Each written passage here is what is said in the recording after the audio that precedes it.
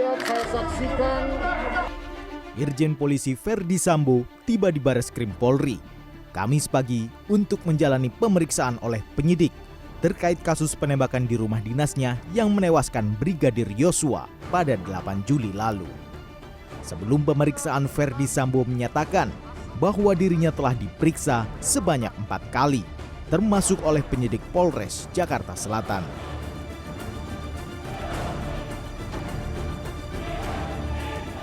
Setelah 7 jam menjalani pemeriksaan oleh tim khusus Bareskrim Mabes Polri, Irjen Pol Ferdi Sambo akhirnya keluar dengan pengawalan ketat dari Provos Polri. hari ini saya sudah memberikan keterangan apa yang saya ketahui, saya lihat, saya saksikan terkait dengan peristiwa yang terjadi di rumah dinas saya Duren 3. Mari sama-sama kita percayakan kepada tim khusus yang akan menjelaskan secara terang benderang.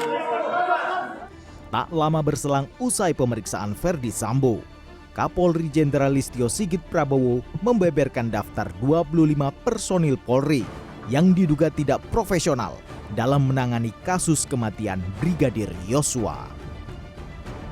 Kapolri juga melakukan mutasi besar-besaran terhadap 15 orang perwira Polri, termasuk Irjen Ferdi Sambo yang dicopot dari jabatannya sebagai Kadif Propam dan dimutasi sebagai perwira tinggi pelayanan markas.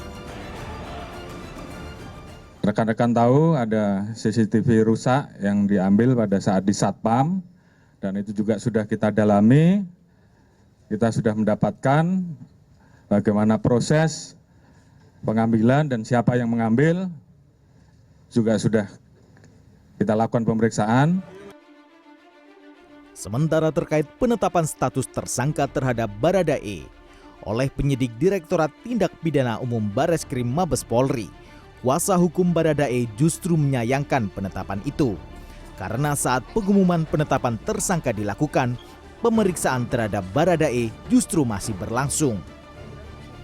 Tim kuasa hukum Baradae menduga adanya kesalahan prosedur dalam penetapan status tersangka terhadap kliennya.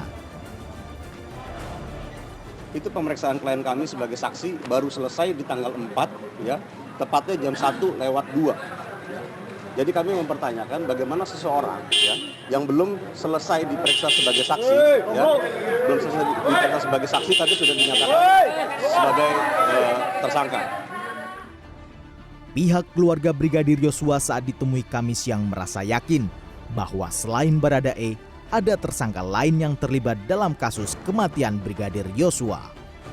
Keluarga berharap penyidik dapat segera mengungkap otak pelaku yang menyebabkan Brigadir Yosua tewas pada 8 Juli lalu. Tim Liputan CNN Indonesia.